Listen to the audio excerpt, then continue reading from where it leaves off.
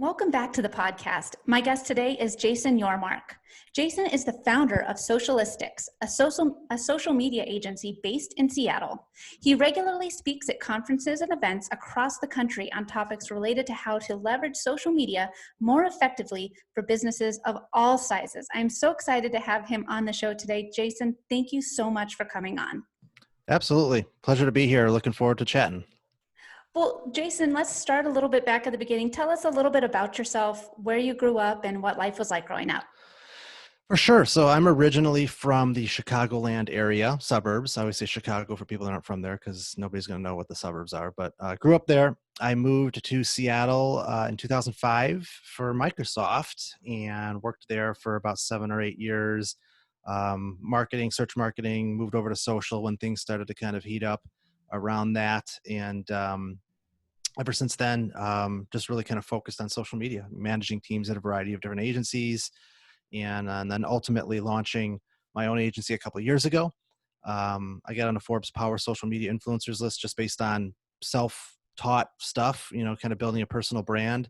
But really my real passion is really just helping small business owners navigate marketing more effectively. I mean, we can't service everybody, but I certainly love to still coach or help or advise because there's a lot of misinformation out there and businesses don't have a lot to work with. And if there's anything that I can do to help them navigate that or at least point them in the right direction so that they make better decisions for their business, then that's really kind of what really fulfills me. So that's really what I love doing.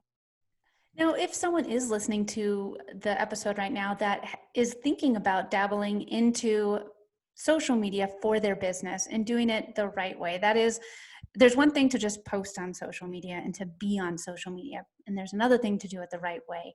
What's the single biggest piece of advice that you'd want to give him or her? That's a great question. I would say in most cases, business owners don't have, they don't have as much budget as they would like, and they don't have as much time as they would like. So typically, if you're talking about having to kind of manage it yourself, the best advice I can give is it's better to be great at one or a few things than average at everything. The reality is, as a business owner, you probably don't have the time to kick butt on everything. So, figure out, whatever your business does, figure out the channel that is most likely to best represent your business. If you're a clothing brand or something that's very visual in nature, well, then obviously Instagram is going to be a great channel for you. If your business is more B2B, or you're doing something that maybe isn't as sexy visually, then Facebook might be a great channel for you. So figure out what channel really makes the most sense for you and pour everything into that. Be great at that, and then leverage that momentum and that you get there, and then use that to fuel other channels or other efforts, and even maybe get to a point where you can hire somebody based on creating some of that momentum for yourself. That is one of the biggest problems that I see a lot of small business and even large businesses make, is that they try to be on every single social channel, and there's so many of them that it ends up just becoming white noise. Having a clear strategy and posting the right type of content for each channel. I mean, let's say you do want to be on 3 channels that make the most sense for you, but tailoring the message for Instagram, tailoring the message for Facebook, tailoring it for LinkedIn, as opposed to just putting a generic post out there. Give people a reason to follow you on all of the social channels. No, I agree. And again, that's difficult for a lot of businesses to, carve out that kind of time to have, custom content for each channel. So that's why I say, pick one and just be great at that. Because so many businesses just, they treat their social media like a checkbox. Oh, we posted something today, we're good. And then that's it. And then it's like, well, what is the sum of what you're doing with your social media? Is it measurable? Is it doing anything for your business? And if the answer to that is no, then the question is, well, then why are you doing it? Just because everybody else is? So, I always say it's not worth doing something unless you're going to do it right. So better to just pick, 1 or 2 things that you can manage and do really well than trying to do everything. Now, when you talk about measuring and picking the right channel to be on for social media, what do you tell your clients and customers? How do you tell them which channel to choose and what measurables they should be looking at? It really just depends on what they are focusing on in terms of what their product or service is. So basically, vanity metrics like Facebook likes and Twitter follows and things of that nature, they play a part, but ultimately they're not really what you want to be measuring. You want to be measuring leads and customers and sales and how your efforts on social media are impacting those sorts of things. So, ultimately you want to make sure that you have systems in place that allow you to measure that. And in many cases, it really depends. Is your product a digital product? Are you selling online? Well, then from a technology standpoint, there are things you can do to connect those things to better understand how much of your social media is impacting ultimately sales or customers. And even if you don't have the technical expertise to do that, you can go on a website like fiverr.com and hire somebody to set that up for you really inexpensively and get that right.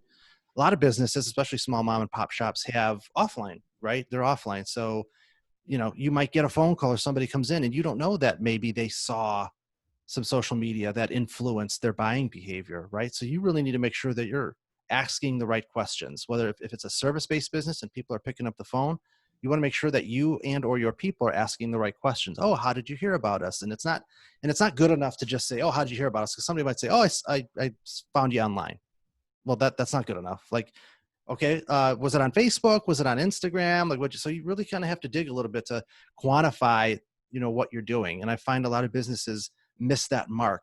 Not so much the owners, because they can understand the importance of it, but it's like the folks that are answering the phones, whether it's a secretary or an admin or a salesperson that's basically doing those things. They need to know the importance of asking those questions and having a process in place to make sure that it's being asked the right way and documented the right way, so that you can quantify whether what you're doing on social is actually translating into real business.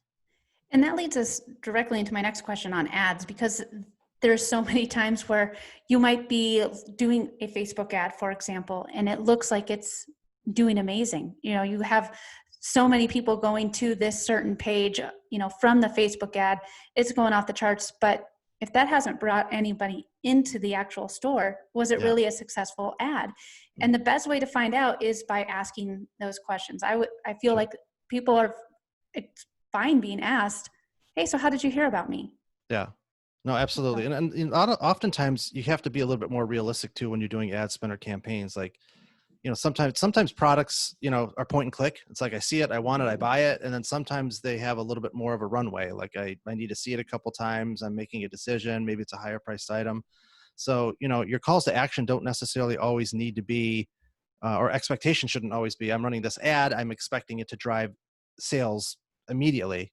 You ask for email addresses. I mean, that's a great way to connect with people ongoing, because then you own that communication path, right? Then you can remarket to them through email newsletters and send them deals, or even ask for phone numbers and do, text-based marketing is huge right now, because I mean, open rates on email is typically on average 3 to 5%, whereas text it's over 95%. So running ads to get potential customers contact information, in exchange for like a 15% off or whatever, is a great way to build a pipeline for yourself that then you can market to, that doesn't cost you money.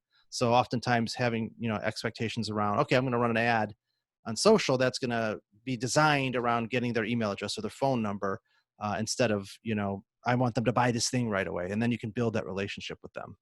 Yeah, and that's a great point, because retargeting is a great way to, one, get that cold lead and turn them into a warm lead, and then you can really choose on how you want to sell to that that warm lead going forward, and not just kind of be throwing darts at the wall hoping that it lands on a good potential customer. No, You also brought absolutely. up a really good point too about a lot of people get caught up in the vanity metrics, and there's a good reason to it, because influencers, if you have 100,000 followers, 1 million followers, you're going to get paid by different brands more money. Mhm. But as a business, that's where it's different. And having, let's say you only have 500 likes for your business page, but those are 500 potential leads. Those are 500 past clients, potential clients. They're the right people that are following you on social media. It makes such Mhm. a difference. Can you talk to us No. a little bit more about how finding the right followers is more important than having a ton of uh, poor followers? Because again, I think that a lot of people get caught up in maybe buying likes on Yeah. or follows on Instagram, which is uh, a big no-no, but Yeah. and it just messes with all of your metrics. Yeah. If you're a business owner, you can't get too caught up in vanity metrics, especially audience size. Buying followers doesn't really serve a purpose at all. I mean, you really, if you're starting a business or you're running a business and you're serious about it, then it's a marathon, and you can't get too caught up on, oh, I need to build up this. No, I mean, you're absolutely right. It's more about, you want the right people, not just anybody. As it pertains to influencers, you know, the work that we do around that, and this even extends to individual business owners that are maybe exploring working with influencers, is, take a manual based approach. Like, go and actually spend some time and find really quality people that are interested in what you represent, whatever your products and services represent. Don't think of it as a transaction. Think of it as a relationship that you can build. You want to work with influencers that have an authentic passion for what you do or the products that you have, because then they're going to be more likely to have better messaging and just authentically want to do great work on your behalf on a regular basis, instead of it just being a financial transaction with them. So those are the kinds of people that you want to connect with, because that's going to feel authentic and it's going to work out well. It takes time though. You can't automate that. You just have to make a commitment to carving out some time on a Sunday for an hour and say, I'm going to go on Instagram and I'm just going to, I'm going to spend some time looking for some folks. I'm going to have a little spreadsheet. I'm going to kind of put their names on there and their following and some notes and figure out some quality people. And then, spend a little time crafting a nice little message and reach out to them. I mean, that's the best way to really, authentically build an organic audience that doesn't necessarily require, spending money on ads all of the time. And I think that you brought up a really valid point where you said, I'm going to sit down on a Sunday, I'm going to find, some potential leads. And that is something that so many businesses forget about. It's not, you can't just talk to somebody all the time on social media. It's called social media for a reason. It's meant to be social. You have to go out there and engage on these platforms. You have to go out and find these new leads and find the potential people that you want to work with, or brands that also align with your message, and start those conversations. Because otherwise, just like I said, you're just being that annoying guy at the party that only talks about himself the whole time. No, absolutely. I think that, the best thing, like, I crossed off a bucket list item a few years ago. I wrote a book. It was a fiction book. And the one thing that I learned about it is, and this parlays to almost like social media, is if you really want to be successful with social media, don't treat it as, I'll get to it when I get to it. Like, literally pick an hour or two per week. Maybe it's a Sunday for you. Maybe that's a Saturday. Maybe it's a Tuesday. Whatever that day is, just pick a block of time every week dedicated just for that one thing, and do not stray from it. That's the only way you're going to be successful with it. And plan out in advance. Don't be thinking about, oh, what am I going to post today or tomorrow? No, we do a week out in advance, do a month out in advance, carve out an hour or two. That's your social media block, and don't stray from that. And that's how you'll set yourself up for success. Because anything else is just going to be sporadic, and you're going to get pulled in directions, and it's just, your marketing becomes a light switch. And when you do that and you're turning it on, it never works. It's the consistency. It's the sum of doing it every day over a period of time that's going to lead to results. And it can be frustrating for business owners, because you're thinking to yourself, what difference does it make if I post to social media? It's not going to make, well, and by itself, technically, that's likely. But if you have that attitude, you're going to have that attitude on a lot of days. So you really just have to stick with it long term. Exactly. Yeah, that's what I tell all of my coaching clients is, I know it seems like, oh my God, you want me to sit down and plan out a whole week or a whole month of social media at a time? Are you kidding me? But it's, once you get into that mindset, and then it's kind of, okay, now I have the time for social media today. I'm going to go in and I'm going to go in and engage. It's not, you have to go in and be creative, create a graphic, create some engaging copy, and, choose the hashtags. It's already been done. So, Yep. No, absolutely. uh, talk to us a little bit about different tools that you recommend Mm-hmm. for measuring success on social media. So if you're a small business owner, I don't know that you need to necessarily spend a ton of money on analytics tools. I mean, inherently, depending on if you're using something like, Hootsuite, or even just Facebook's own platform provides some good insights for you. But if maybe if you're a little bit more advanced and you want something that's a little bit more robust, agency analytics is a great platform. It's designed for technically agencies, but I just find that it's pretty affordable, and it's so easy to use. You can create these really cool dashboards. So that's a great tool. If you're using Buffer, most business owners don't need super layered in-depth analytics. They just really you just really kind of need to see some high level things in terms of like audience growth, engagement on your content. That helps you identify what's working and what isn't, so that you can tweak or focus on the things that work versus the ones that don't. Certainly Google Analytics is free. It's a great tool that you inherently should probably already have, but surprisingly, a lot don't. If you're, using something like Shopify, they have their own integrated analytics, but Google Analytics is great because if it's set up properly, again, if you don't know how to, go to Fiverr. Somebody will set it up for you for like $10. I mean, it's a piece of cake. But if you can set it up right way and you have the right tags in place and whatnot, you can kind of see, the traffic that's going to your site that's driven from social, from Facebook, from Instagram.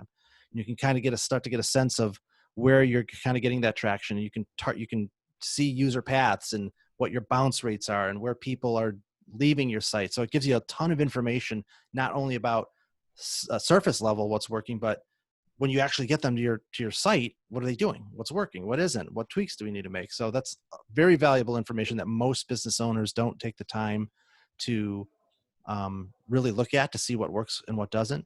But that's also an area where it might make sense for you to spend some money. Like, if you're the business owner, I would focus your time more on creating the content and managing your communities and identifying influencers. Go to a site like Fiverr or Upwork to find relatively affordable support for more of the technical things, like setting up your analytics or even providing like some reporting and an analysis of what they see. If that makes you uncomfortable, like pick the things that make you uncomfortable or take you forever to figure out, outsource that piece. But the stuff that that you can handle, that's where you can save some money by doing those things yourself.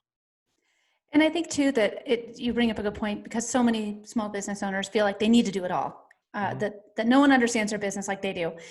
And that's where, if you handle the content side, what the message is for your company and for your brand. Focus on that, and like you said, get the stuff that you don't want to deal with. Yeah. Outsource it to somebody that's what their specialty is, Yep. and it's just one less thing that you have to worry about. Because there's so many other aspects of your business that take up time.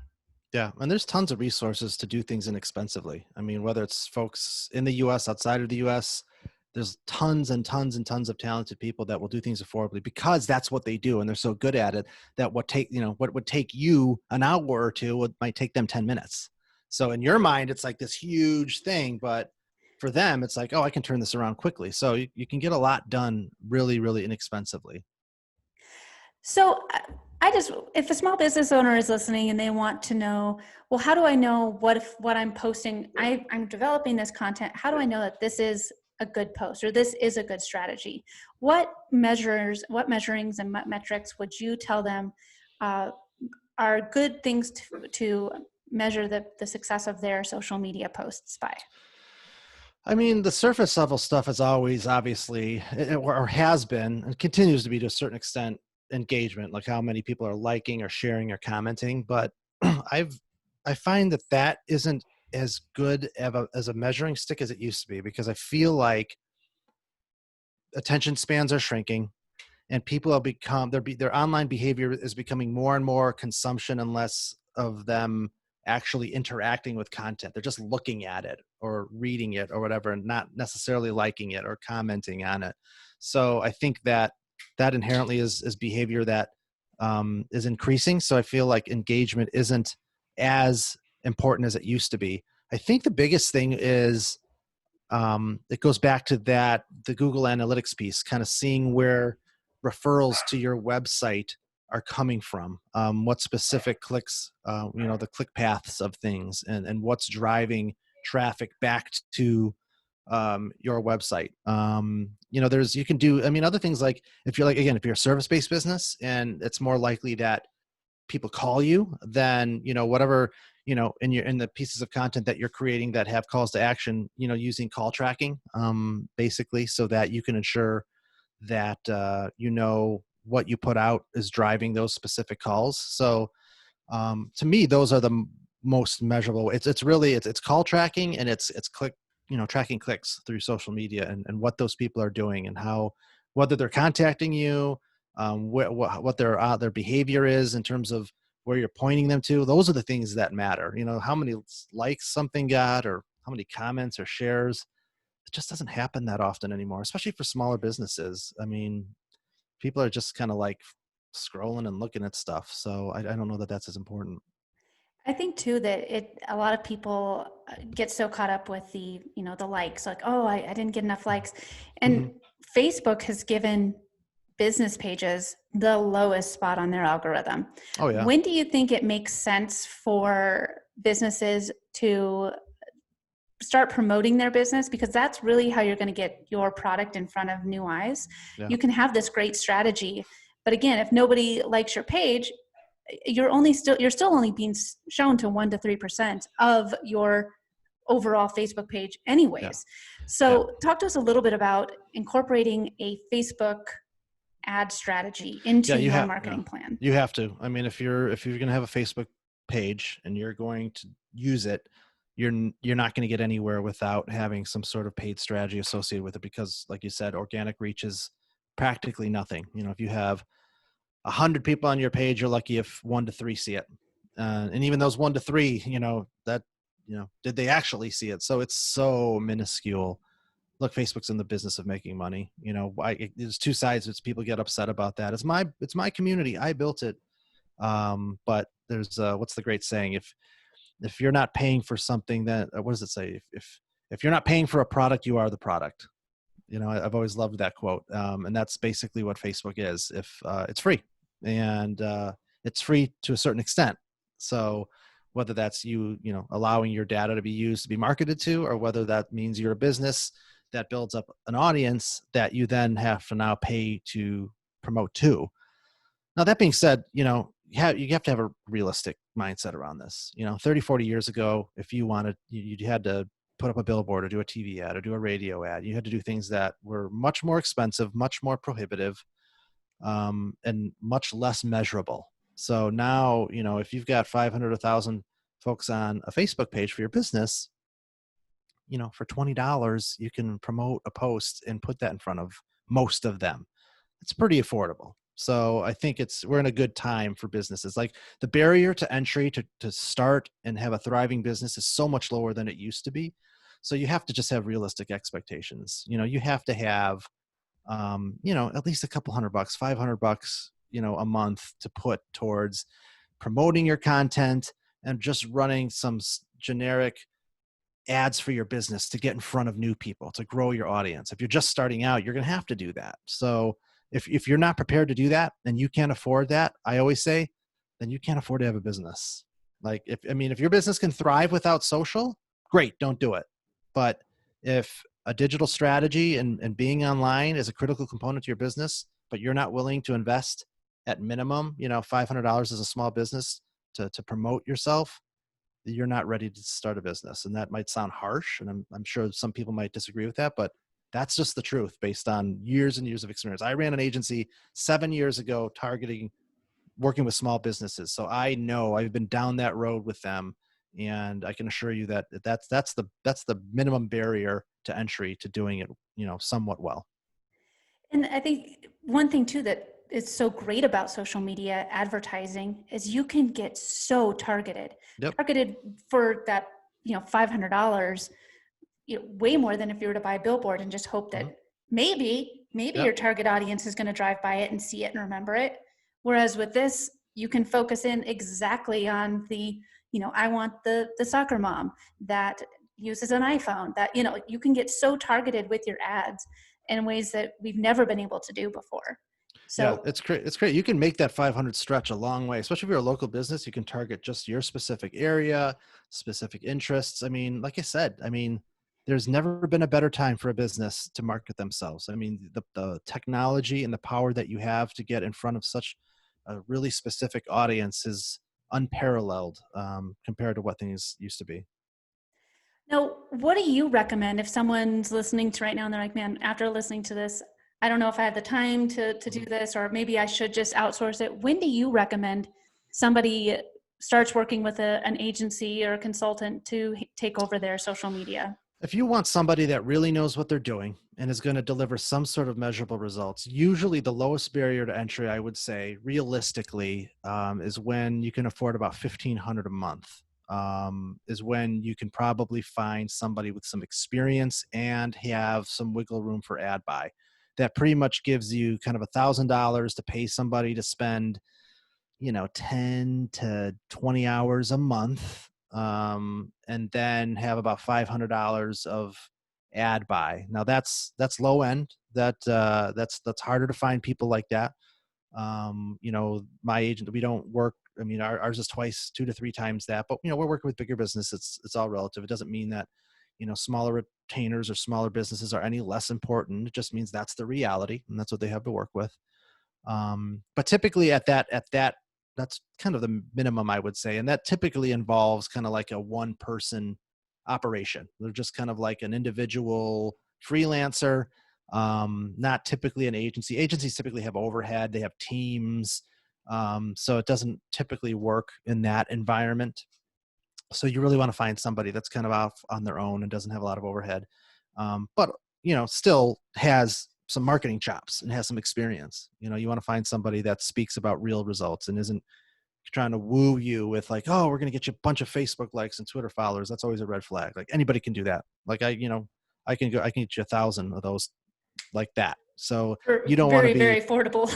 Yes. So you don't want to be sold on that. You want the guy or the gal that's talking about, leads and how can we set up, funnels for you, and making sure that we're tracking calls, and that we're measuring actual new leads and customers and sales and stuff like that. So they're not easy to find. I'm not going to lie. It takes a little bit of digging and, accessing your network, but they're out there. But if 1,500 is usually kind of the lowest. If you're still only comfortable with 1,000 or less, and that's in your world. You're going to have to do most of the work, and you're going to be able to outsource some technical things, but that's the reality.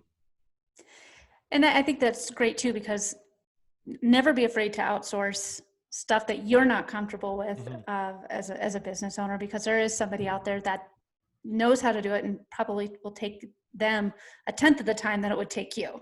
Yeah, What is, we're going to shift gears and just talk about you as a business owner really quick before we sure. finish up. So what is the best piece of advice that you've ever received, and how has it impacted your business or your life? Oh man, there's things that I've learned. There's things that I've been shared with. There's one piece of advice that I've been given that has landed with me so significantly. That's so simple. That was from the one manager that I had in my life that I actually was the best. Like I've only had one good manager in my entire life, which is probably part of the reason why I wanted to do my own thing. But this guy was solid, and there's one thing that he had said to me about this was 7-8 years ago, and he said, "Everything speaks." That's what he said. Everything speaks.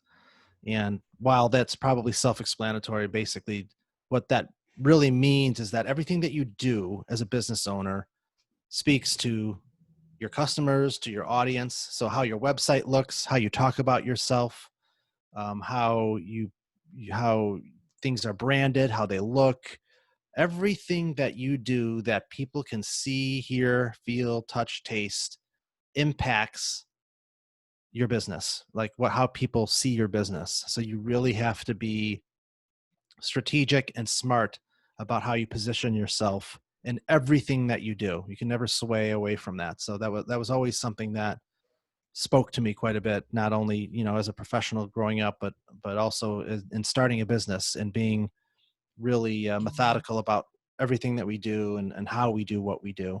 So that was something that definitely stood. And then the other one that I've learned, I would say, is as a business owner, the best thing that I've ever kind of wrapped my head around and gotten found some peace with. Your highs are never as high as you think they are, and your lows are never as low as you think they are. So when things are really bad and you're stressed out and you're not sleeping and you're waking up at 3 a.m. thinking about, like, it's never as bad as you think. And then when you're doing really well and you're on the high and this is amazing, like, don't get complacent, because that can get pulled out from under you. So always be thinking about the next thing, or continuing to drive and figure out other ways to grow. So to me, those are the two things that have stood out more than anything for me as a business owner. Yeah, great pieces of advice right there. And it is true. Everything does speak of it, especially, social media, your brand, your brand colors, everything speaks Mhm. volumes about you. And that's why a lot of thought does need to go into your decision making for stuff that people will be seeing and Yeah, decide whether or not they want to do business with you. absolutely. Before we finish up, is there anything I didn't ask about during today's discussion that you think is important to share? Um, the only thing I can think of is, you know, online currency or business currency is what it really comes down to is trust and likability. People do business with who they trust and who they like, period. Whether it's a product, a service, um, that's the thing you should always be striving for as a business owner, whether it's an agency, whether you're service based, whether you're product based. You want to grow trust and likability with people. That's the most powerful thing that you can do to have a successful business, and that's everything that we do is designed around that, is to kind of build that with folks. Because even if somebody's not a customer for you today, that doesn't mean that they won't be tomorrow. So be helpful, be help other people, be great to other people, and it'll come back to you. It'll come back to you in a good way. So Well, Jason, this has been such a great conversation. Where can we find out more about you and your business online? yeah, you can find us. That's the beauty of having a name like our socialistics.com. Even if you just search for socialistics, you'll find our agency site. We do a podcast as well where we help agency owners kind of navigate what they're doing. But you can find us there. Every social media is socialistics, facebook.com, socialistics, Instagram, all that. Just type in that word and you will find us. Awesome. Well, thank you again so much for coming on the show today. Absolutely. Enjoyed it very much. Thank you so much.